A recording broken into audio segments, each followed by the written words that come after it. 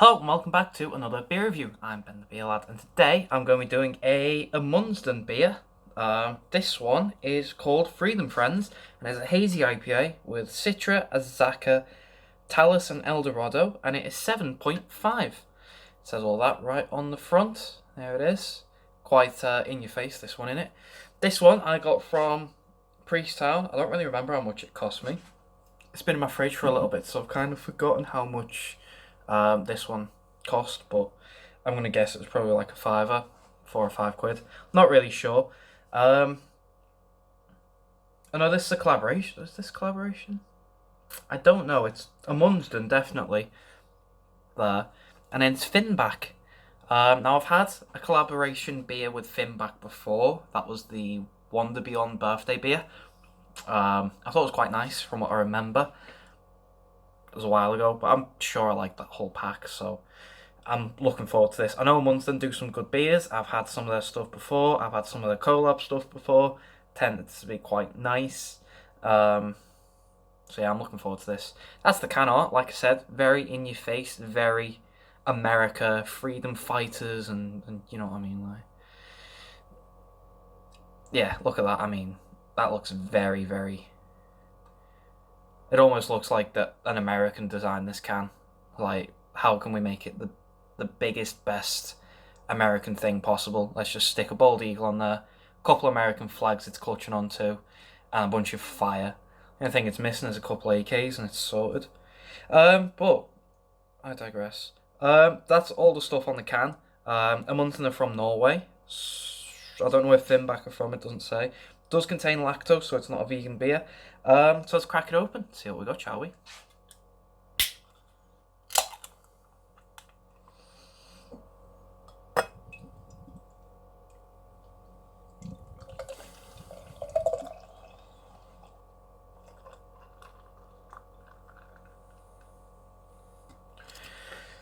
Right, so there's the beer. We've got ourselves a really nice, juicy looking beer, actually. Mango juice in appearance with an ivory compact head. That head's actually ivory orange, very, very pale orange. Looks quite nice, that. No floaters yet, but I haven't emptied the can, so we'll find out in a minute. But yeah, like I say, it looks quite good. So let's get a smell, see what we get, shall we?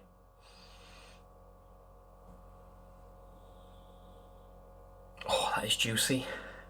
It's fruity. Mangoes, passion fruit, definitely straight on the nose. Stone fruit, apricots, pineapples.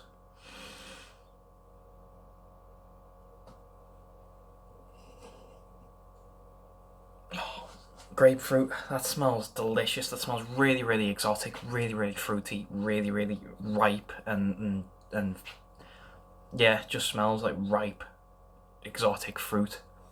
It smells really good. Let's get a mouthful for body and carb.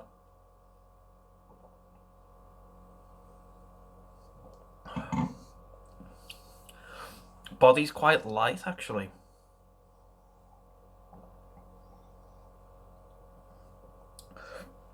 It doesn't look it, but body's actually quite light. Carb is very, very light as well, quite fine. So far, so good. Give it a top up, and we'll go for a big old taste, shall we?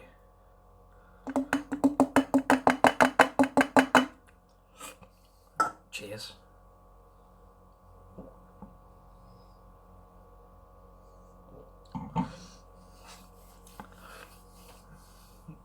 Wow.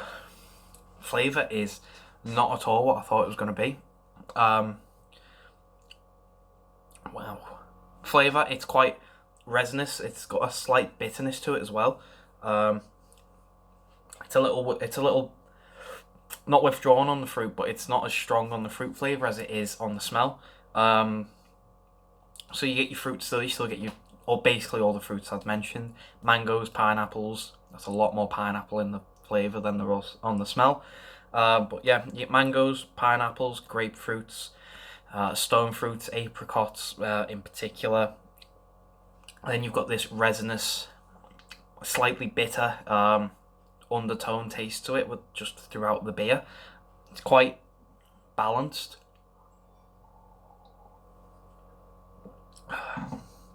It's very well balanced. Because this bitterness, this resinous flavour doesn't let the sweet fruit get too far out of hand that it becomes overly sweet and unbearably sweet and just not enjoyable. Sort of brings it a step down and allows the sweetness to sort of shine without having to be over the top and in your face and too much. And yeah, that resin bitter flavour just adds that extra layer of depth. Just adds that. Yeah, it's just yeah, adds an extra layer to it. It's just something quite nice. I did think there was going to be an overdue with all the hops there, but I've been proven wrong. I think it's quite a nice beer, that. It's actually not in your face, it's not over the top, it's quite well balanced. I knew I was going to like it. It's a Amundsen. I like their stuff anyway. Finback, I've not really had anything by them. I like just buy them themselves, so I don't know what they're like as a brewer. I've had, like I said, the One to Beyond collab with them. That was quite nice. This is, for an IPA, it's 7.5. It's only a hazy IPA, so it's not even a dipper or anything, because this is dipper numbers, 7.5. I've never had an IPA that's above 6. 6 tends to be, you're starting to get into your dippers or your DDH dippers or stuff like that. The 7.5 is just a standard IPA. It's quite strong. You don't get any of that alcohol. It's very well hidden. I know 7.5 isn't as strong as, say, 11, 12%, but it's still noticeable, especially if you're drinking 4% IPAs. You're probably going to get a sort of bit more of a boozier taste to it. It definitely come out more in the fruity flavours, but it's not actually that bad. It's not that overpowering, that alcohol. It's quite well hidden. Like I say, I know it's 7.5. I know I've done 15% beers.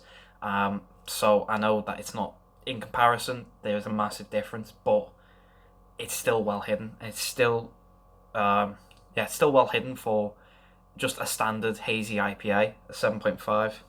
That's big numbers there. Let's put it in comparison. Punk IPA is 5.2. Pardon me, and that's an IPA.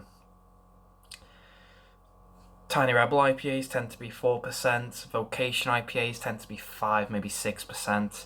They don't really jump up to 7 or 8. I've got a Vocation dipper in my fridge, that's 8, and that's a dipper. So 7.5 single hazy IPA, that 0.5% between that and a dipper shouldn't really make that much difference, but it just, yeah, it's a hazy IPA at 7.5, which is quite strong, is what I'm trying to say. But flavour, it's, yeah, fantastic overall beer. I think it's really good. So, I think with that, I'm going to go away and enjoy this, because it is, as you can see, a lovely sunny day. Even though it's April, it's actually quite warm, so this is going to be a nice beer to just cool off and enjoy. Maybe a bit of a sipper, not really want to be thrown down my face on a warm day, because I'll probably get too drunk too quick and not be able to enjoy me Easter Sunday. But hey ho, what can you do? Well, you drink weaker beers, I guess. But anyway, so Amundsen and Finback, Freedom Friends, a hazy IPA with Citra, Azaka, Talus, and Eldorado, at 7.5 out of 10. I think I'm gonna.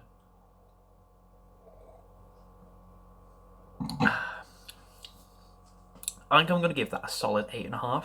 I think it's really, really nice. I think if it was a 9, I'd probably give it a. Or if it had a thicker body or something, a fuller body, I'd probably give that a 9 or a 10. But it's an 8.5. I quite like it. I think it's really good. So, if you have had this before, please let me know. Let me know what you think. If you like it, if you don't, if you haven't had it, I'll leave a link to both Amundsen and Finback's website down below, where you can pick one up. I think, I'm not sure. Like I said, I got mine from Priesttown. Don't know if they still sell it, because it's been in my fridge for about 3 weeks now. So it's one of them. I just haven't really got round to it. Got about 20 other beers that I need to get through. So it is what it is. But head down to Priesttown or your local craft shop, see if you can find one.